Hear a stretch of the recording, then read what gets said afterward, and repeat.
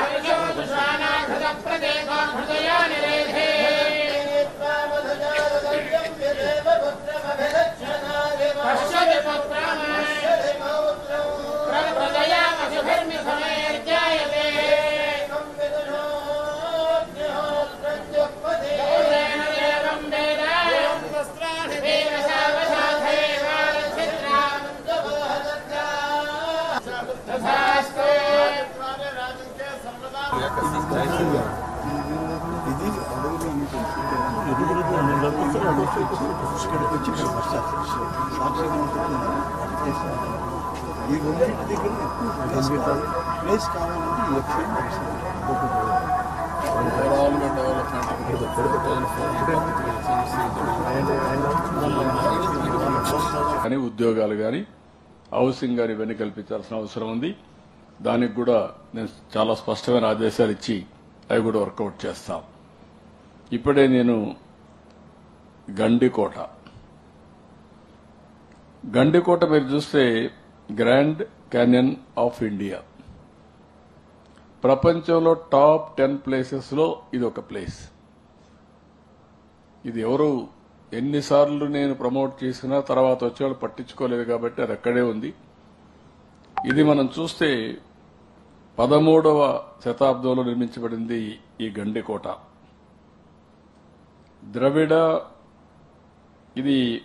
ద్రావిడ Indo Islamic Persian వాస్తుకళలకు మారుపేరిది. కోట సముదాయంలో కాకతీయ, విజయనగరం, కుతుబ్ షాహీ రాజవంశాలు గొప్ప వారసత్వాన్ని ప్రదర్శించే దేవాలయాలు, మసీదు, ధాన్యాగారం లాంటి అనేక ముఖ్యమైన కట్టడాలు ఇప్పుడు కూడా ఉన్నాయి. ఇంకొక పక్క జిప్ లైనింగ్ కానీ, రాక్ ఫెల్లింగ్ కానీ, ఇది రాక్ క్లైంబింగ్, ఇది ఇంకొకటి ఉంది, బోటింగ్, రాప్లింగ్,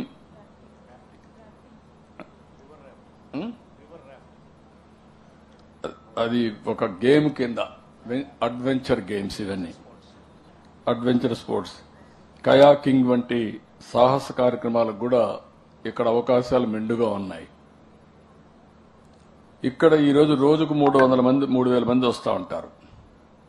దీన్ని డెవలప్ చేస్తే ఇండియాలో one of the most beautiful tourism spot గా తయారవుతుంది. కొన్ని హోటల్స్ అని తీసుకొస్తే ఇప్పుడు నీళ్లు కూడా పెట్టాం.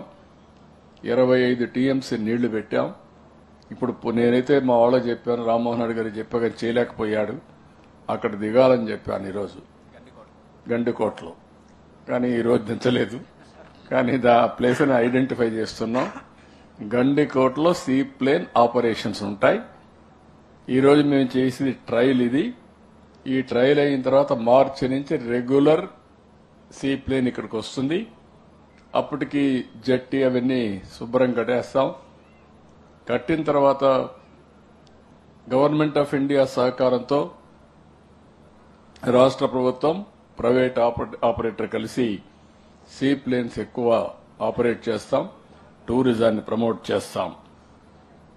అక్కడ కూడా మేము గండికోటకు కూడా 80 కోట్ల రూపాయల కోసం కేంద్ర పర్యాటక శాఖకు పంపించాం. అక్కడ మీరు చూస్తే adventure tourism, water sports, bungee jumping, hot air ballooning, mountain biking ఇలాంటి అనేక కార్యక్రమాలు, ఇన్నోవేటివ్ కార్యక్రమాలు తీసుకునే పరిస్థితి వస్తుంది. మన రాష్ట్రంలో మీరు ఒకసారి చూస్తే బ్యూటిఫుల్ ప్లేసెస్ ఉన్నాయి. Tirupati unique place, Srisailam another monument పవిత్రమైన క్షేత్రం, గండికోట ప్రపంచంలోని టాప్ 10లో ఇది ఒకటి. ఇంకొక పక్కన మీరు ఒకసారి చూస్తే Prakasam barrage, Dhavaleswaram barrage, Konaseema one of the best. మనం ఒకసారి చూస్తే సినిమాల్లో కూడా కోనసీమ అనగానే అందాల సీమగా best place. Araku valley, Araku వ్యాలీలో అయితే బొర్రా కేవ్స్ కానీ, అదే మరిగా కట్టికి వాటర్ ఫాల్స్ కానీ, ట్రైబల్ మ్యూజియం కానీ, ఇవన్నీ యూనిక్ గా ఉంటాయి. ఇప్పుడు నేను చెప్పినట్టన్ని చూస్తే అరకు, లంసింగి, రిషికొండ, కాకినాడ, తిరుపతి, ఇవన్నీ కూడా మనం కలుపుతూ చేయగలిగితే టూరిజం ఒక ప్రపంచానికి ఒక డెస్టినేషన్ గా తయారవుతుంది. Not only for India. ఈ విషయం నేను చాలా స్పష్టంగా ఉన్నా. ఒకప్పుడు ఐటీని ప్రమోట్ చేశాం, ఇప్పుడు ఆర్టిఫిషియల్ ఇంటెలిజెన్స్కి వెళ్ళాం, ఇప్పుడు డీప్ డ్రైవ్ టెక్నాలజీస్కి వెళ్తున్నాం. ఇంకొక పక్కన రాబోయే రోజుల్లో మనం వేరే ప్రాంతాలకు పోవడం కాకుండా వేరే ప్రాంతాల నుంచి ఇక్కడ వచ్చే విధంగా ఇదొక టూరిజం డెస్టినేషన్ కింద తయారు చేస్తాం. దానికి ఏమేం కావాలన్నా మహారాష్ట్ర ఎన్నికల ప్రచారంలో ప్రధాని మోడీ తెలంగాణ ప్రభుత్వంపై దుష్ప్రచారం చేస్తున్నారని సీఎం రేవంత్ రెడ్డి అన్నారు. మహారాష్ట్ర అసెంబ్లీ ఎన్నికల ప్రచారానికి వెళ్లిన రేవంత్ రెడ్డి తెలంగాణలో 22 లక్షల మంది రైతులకు 17,000 కోట్ల రుణమాఫీ చేశామని తెలిపారు. ఇచ్చిన హామీలను కాంగ్రెస్ చిత్తశుద్దితో నెరవేర్చుతుందని వెల్లడించారు. మోదీ ప్రభుత్వం రైతులకు ఎలాంటి మేలు చేయట్లేదన్న రేవంత్ రెడ్డి అదానీ వంటి వ్యాపారులకు మాత్రమే మేలు చేస్తుందని ఆరోపించారు. महालक्ष्मी 500 रुपीज सिलेंडर, आज 500 rupees cylinder almost 49 lakh families are utilizing 500 rupees cylinder, and 200 units, up to 200 units free power. Almost 50 lakh परिवार ने फ्री बिजली इस्तेमाल कर रहा है तेलंगाना में. एंड पैडी प्रोक्यूरमेंट तेलंगाना सरकार ने दे रहा है 500 rupees bonus, MSP plus 500 rupees. ये सब सारे तेलंगाना सरकार, तेलंगाना राज्य में जो किसानों को, युवकों को, महिलाओं को और RTC bus Mahalakshmi free ride in RTC buses. 1,04 lakh women have utilized last 10 months this facility. Telangana state government has paid 3,541 crores to Telangana Road Transport Corporation. मतलब saturation, free power is saturation, 500 rupees cylinder is saturation, and bus ride is saturation, किसान कर्जा माफी saturation.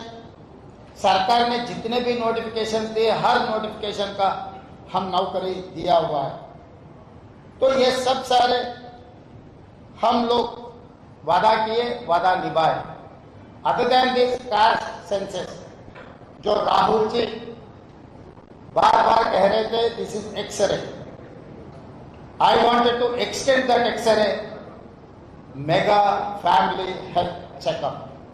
इस देश में OBC, दलित, आदिवासी जो पिछड़े लोग हैं उन लोगों का गिनती तेलंगाना सरकार ने कल से शुरू किया. 1 महीने में हम लोग पूरा तेलंगाना 4 करोड़ जनता के हिसाब किताब लेकर देश को अब सवाल करेंगे. मोदी जी को हम सवाल करेंगे. 2025 जनवरी से जो शुरुआत होने वाला है सेंसस में, वो सेंसस में कुल गणना भी कास्ट सेंसस भी इंक्लूड करना है. This is what our demand. We have passed a resolution in our cabinet saying that we are demanding that government of India has to implement caste census.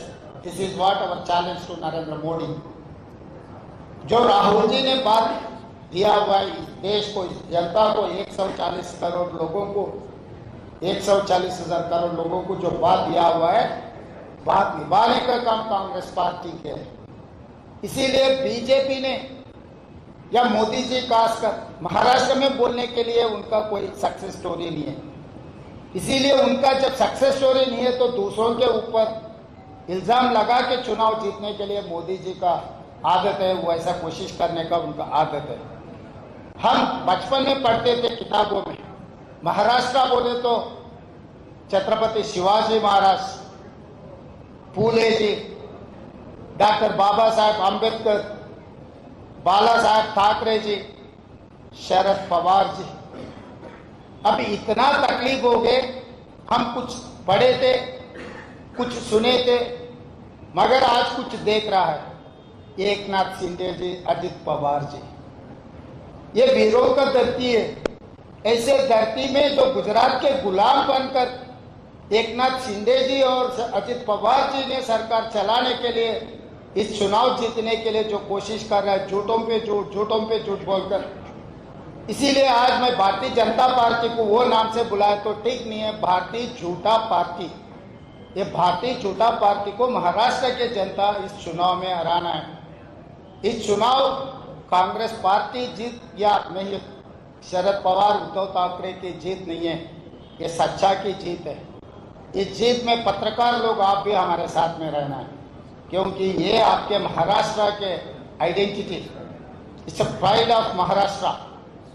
दो स्वाभिमान, जो दो गुजरात के नेता लोग आपके ऊपर दबावट रख के आपके जो भी इन्वेस्टमेंट आ रहा है महाराष्ट्र को, 17 बिग इन्वेस्टमेंट्स।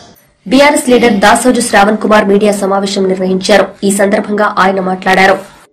కళ్ళు తాగిన కోతులు లెక్క ఎగురుతున్న మీ వైనాన్ని చూసి యువకులు ఏం నేర్చుకోవాలి? ఇలా తెలంగాణ, మీరు ఒక మాట, అసలు రేవంత్ రెడ్డి బుద్ధి జ్ఞానం ఉందో లేదో నాకు అర్థం కావట్లా.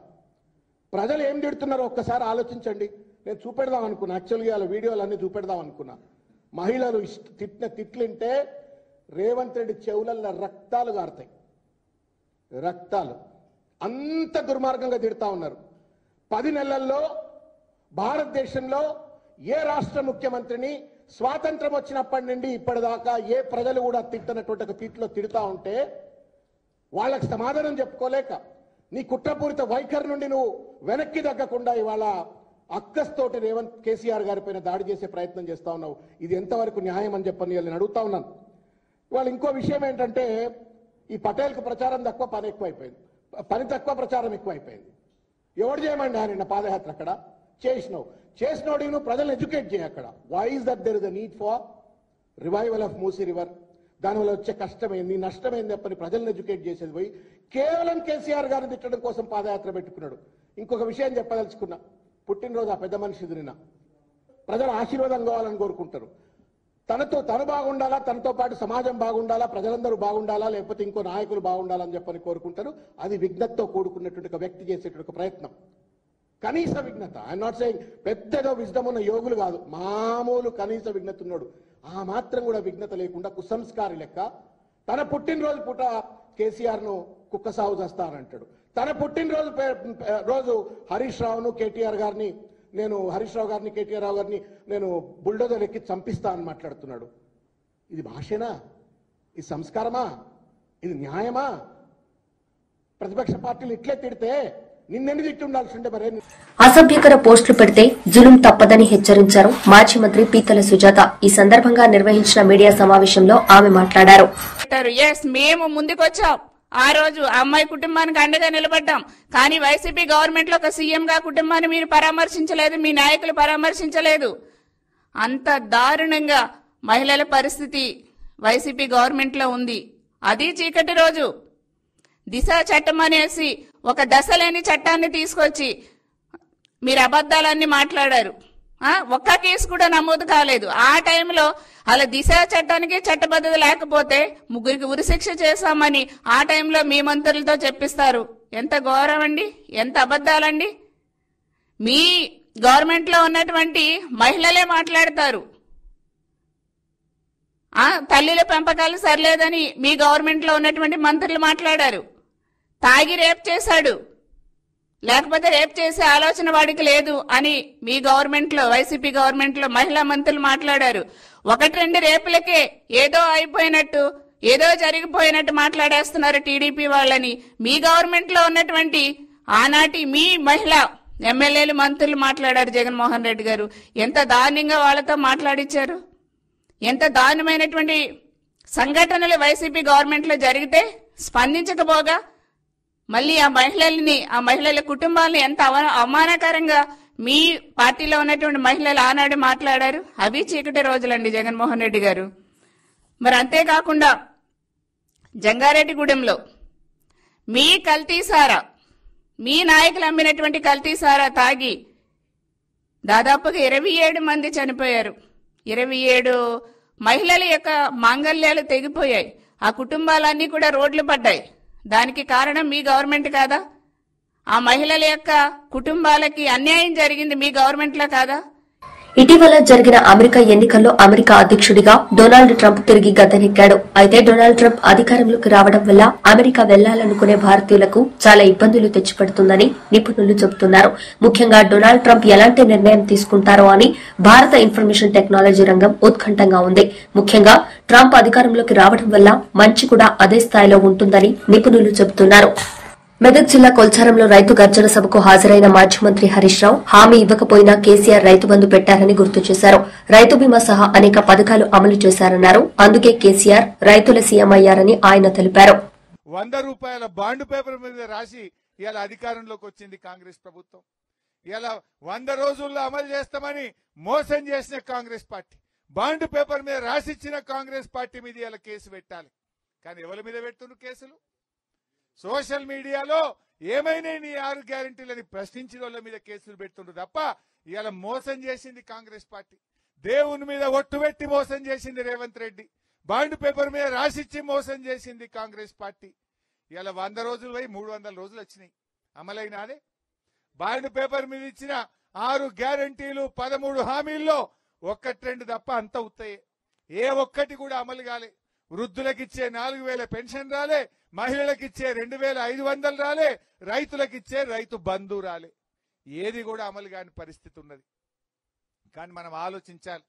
ఇవాళ ఈ కొద్దో గొప్ప ఆయనతో సగమన్నా రుణమాఫీ అయిందంటే బీఆర్ఎస్ పార్టీ కొట్లాటనే అయిందనేటువంటి విషయాన్ని ఇవాళ మనం గుర్తు చేసుకోవాలి. మనం రోజు సగమన్నా అయింది.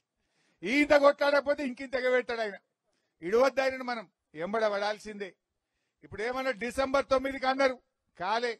15 ఆగస్టుకు రుణమాఫీ చేస్తా అని దేవుళ్ల మీద ఒట్టు పెట్టిండు. అటున్న సూర్యుడు ఇటు వచ్చినా, భూమి ఆకాశం ఒకటైనా, ప్రపంచం తలకిందులైనా 15 ఆగస్టుకు మీద ఒట్టు పెట్టే. అది కూడా మోసం చేసిండు కదా. నేను అనుకున్న మొన్న నిన్న ఆయన బర్త్డేనట. యాదాద్రి లక్ష్మీనరసింహస్వామి దగ్గర పోయిండు. నేను అనుకున్న దేవుని దగ్గర పోయిండు, తప్పైందని చెంపలేసుకుంటాడేమో. దేవుడా నీ మీద ఒట్టు పెట్టి నిన్ను మోసం చేసినా నన్ను క్షమించు అని ఏమన్నా గుంజిలు తీస్తాడేమో అని నేను అనుకున్నా. చేసినాడే. ఆ దేవుని దగ్గర పోయి మళ్లీ మోసం చేస్తున్నాడు. అదేదో యాత్ర పెట్టిండు, మూసీ యాత్ర. ఏమంటాడు ఆ యాత్ర కాడ పోయి? హరీష్ రావు పాదయాత్ర చేద్దాం అంటాడు. అరే నువ్వు 15 ఆగస్టులోగా రుణమాఫీ చేస్తే నేను రాజీనామాకు సిద్ధము అన్నా లేదా? అరే ఎమ్మెల్యే పదవికి రాజీనామా పెడతా, మళ్ళా ఎలక్షన్లో కూడా పోటీ చేయ రేవంత్ రెడ్డి, నువ్వు 15 ఆగస్టుకు రుణమాఫీ చెయ్యని నేను సవాల్ వేసిన. సవాల్ తీసుకున్నాడు. 15 ఆగస్టుకి అయిపోయింది రుణమాఫీ, హరీష్ రావు చెయ్యి అన్నాడు. అయినా అదే మీకు ఎవరికన్నా రుణమాఫీ అయినా? అదే కానోలు జర చేయలావట్టురి, రుణమాఫీ కానోలు చేయలావట్టురిగా. మరి అయిపోయిందని రేవంత్ రెడ్డి అనబట్టి, అయిపోయిందనబట్టే రేవంత్ రెడ్డి 15 ఆగస్టుకు కాలే, మళ్ళా ఇంకో వాయిదా పెట్టిర్రు. దసరా పండుగకు చేస్తామన్నారు. అయినాదే? ఇప్పుడు దసరా అయిపోయాక నిన్న ఆయన పొంగులేటి శ్రీనివాసరెడ్డి రెవెన్యూ మంత్రి చెప్తుండు డిసెంబర్కి చేస్తామని. డిసెంబర్కి నెల ఉన్నది, చేస్తారా? ఎన్ని వాయిదాలు ఆయన? వాయిదాల మీద వాయిదాలు పెడుతుండ్రు. వాయిదాల పార్టీ అయిపోయింది మీది, వాయిదాల ప్రభుత్వం అయిపోయింది మీది. వాయిదాలు పెట్టుడు తప్ప ఇచ్చిన మాట నిలబెట్టుకునే తెలివి మీకు లేదు. మళ్ళీ అంటాడు హరీష్ రావు మూసికి పాదయాత్ర. నేను అడుగుతున్నా, ఇండ్లు గూలగొట్టింది ఎక్కడా? కడుపు మంట ఉన్నది ఎక్కడా? నీ యాత్ర ఎక్కడా? యాత్ర ఎక్కడి నుంచి పెట్టమని అడిగినా మేము? నల్లకుంటకెళ్ళి పెడదాం. ఎక్కడైతే మూసి ఇండ్లు గూలగొట్టినవో గక్కడికెళ్ళి పాదయాత్ర చేద్దాం రేవంత్ రెడ్డి అంటే, అదేమంటారు చూడు, హెడ్ పెట్టి టైల్ కాడ స్టార్ట్ చేసినట్టు తోక కాడికి పోయిండు. గాడికెళ్ళి స్టార్ట్ చేస్తుండు. ఆయన ఇంకా మాట్లాడు. ఇదట మూసి అట మనమే తెచ్చినమాట కాలుష్యం. ఈ మూసీ కాలుష్యం ఏడికెళ్ళొచ్చింది? ఈ రాష్ట్రాన్ని 50 ఏండ్లు పాలించింది కాంగ్రెస్ పార్టీ కాదా? ఈ రాష్ట్రాన్ని 16 ఏండ్లు పాలించింది తెలుగుదేశం పార్టీ కాదా? నువ్వు ఆ తెలుగుదేశంలోకి వచ్చినావు కదా. 16 ఏండ్లు తెలుగుదేశం, 50 ఏండ్ల కాంగ్రెస్, 66 ఏండ్ల కాంగ్రెస్ తెలుగుదేశం పార్టీల పుణ్యమే ఈ మూసీ మురికి. ఈ మూసీ మురికికి కారకులు మీరు. దాన్ని బుకాయిస్తాడిన కేసీఆర్ గారు వచ్చినాక 3800 కోట్లు ఖర్చు పెట్టి ఎస్టీపీలు పెట్టి మూసీలోకి శుద్ధి చేసిన నీరు పంపించే ప్రయత్నం చేసిండు. కాళేశ్వరం నీళ్లను 1100 కోట్ల రూపాయలతో కాళేశ్వరం నీళ్లను మూసీకి తేవడానికి ప్రణాళికలు తయారు చేసిండు కేసీఆర్. కానీ గత కాంగ్రెస్ తెలుగుదేశం పార్టీల పుణ్యమే ఈ ఫ్లోరైడు, ఈ మూసీ మురికి. కానీ ఇవాళ రేవంత్ రెడ్డి అడపోయి నేనేం మాట్లాడతాడు? కేసీఆర్ ను ఎలాంటి బూతులు మాట్లాడిండు మీరందరూ కూడా చూసిండ్రు. తండ్రి లాంటి వయసున్న కేసీఆర్ ను ఆ రకంగా మాట్లాడొచ్చునా? ఈ రేవంత్ రెడ్డి ఎంతసేపు ఆనాడు తెలంగాణ ఉద్యమంలో మన మీద తుపాకులు పెట్టినోడు, ఆంధ్ర బాబుల బ్యాగులు మోసినోడు. కేసీఆర్ విలువ ఈయనకేం తెలుస్తుంది? గంతకు మించి పోలీస్ యంత్రాంగం చంద్రబాబు లోకేష్ గుప్పిట్లోకి వెళ్లి మానవ హక్కులను హరిస్తుందని, పోలీస్ దౌర్జన్యాలపై వైఎస్సార్సీపీ న్యాయ పోరాటం చేస్తుందని మాజీ మంత్రి అంబటి రాంబాబు అన్నారు. శనివారం పార్టీ నేతలతో కలిసి అంబటి రాంబాబు మీడియాతో మాట్లాడారు. చిలకలూరుపేటకు చెందిన సుధారాణి దంపతులను వేధిస్తున్నారని మాజీ మంత్రి అంబటి రాంబాబు మండిపడ్డారు. తెలంగాణ వెళ్లి 4వ తారీఖు రాత్రి ఇద్దరు భార్య భర్తల్ని, వారికి ఉన్న 2 పిల్లల్ని, 4గురిని ఎత్తుకొచ్చారు. 4వ తారీఖు ఎత్తుకొచ్చి చిలకూరుపేటలో 5వ తారీఖు అట్టిపెట్టారు. అంటే నాకున్న సమాచారం మేరకు పూర్తి వివరాలు ఆ అమ్మాయితో మాట్లాడలేదు నేను, ఆ అక్యూజ్డ్తో. ఇవాళ ఇప్పుడే రిమాండ్కి వెళ్ళింది. మ్యాజిస్ట్రేట్ గారికి ప్రొడ్యూస్ చేశారు, నేను రాత్రి ప్రొడ్యూస్ చేశారు. రాత్రి ఆమె ఏదో చెప్తే దానికి ఎగ్జామినేషన్ పోలీసులు మన హాస్పిటల్కి పంపించారు, మళ్ళా ప్రొడ్యూస్ చేశారు. ఇప్పుడే రిమాండ్కి వెళ్ళింది. రిమాండ్కి వెళ్ళిన తర్వాత సబ్ జైలుకి వెళ్ళిన తర్వాత నేను ఇక్కడ రావడం జరిగింది. చిలకూరుపేటలో పెట్టారు 5వ తారీఖు. చిలకూరుపేటలో ఒక పోలీస్ స్టేషన్ నుంచి మరొక పోలీస్ స్టేషన్ తీసుకెళ్లారు. సరే, ఓకే, మీరు కేసు రిజిస్టర్ చేశారు, పోలీస్ స్టేషన్ తీసుకొచ్చారు, 24 గంటలు మీ ఆధీనంలో పెట్టుకుని విచారణ చేయొచ్చు. తర్వాత మీరు కోర్టులో ప్రొడ్యూస్ చేయాలి. ప్రొడ్యూస్ చేశారా? చేయలా. 5వ తారీఖు చేయలా, 6వ తారీఖు చేయలా. చిలుకూరుపేట, ఒంగోలు, ఇంకా ఎక్కడెక్కడెక్కడ పోలీస్ స్టేషన్ తిప్పారు. భార్యాభర్త ఇద్దరిని. పిల్లల్ని మాత్రం మళ్ళీ పంపించారు. వాళ్ళ బంధువులు వస్తే వాళ్ళ బంధువులు హ్యాండ్ ఓవర్ చేశారు. 2 పిల్లల్ని తిప్పి రాత్రి, ఈ రోజు రాత్రి ఎంత, ఇవాళ తారీఖు 9 ఇంతేనా, 9వ తారీఖు రాత్రి అర్ధరాత్రి మ్యాజిస్ట్రేట్ గారి ముందు హాజరుపరిచారు. ఈ కథ అంతా ఏమిటంటే ఆమెను తీసుకొచ్చారు, చిలకూరుపేటలో పెట్టారు, ఆమెను కొట్టారు దారుణంగా. ఒక మహిళ 30 సంవత్సరాలు యువతి, 2 పిల్లల తల్లి తీసుకొచ్చి దారుణంగా కొట్టారు కాబట్టి హాజరుపరచలా. కొట్టి గాయాలైతే అక్కడికి అక్కడిక్కడికి షిఫ్ట్ చేస్తారు. ఎందుకంటే గాయాలు తగ్గిన తర్వాత కోర్టులో ప్రొడ్యూస్ చేయాలని. ఈ లోపల ఏం జరిగిందో మీ అందరికీ తెలుసు, మీ దృష్టికి కూడా తీసుకొస్తా.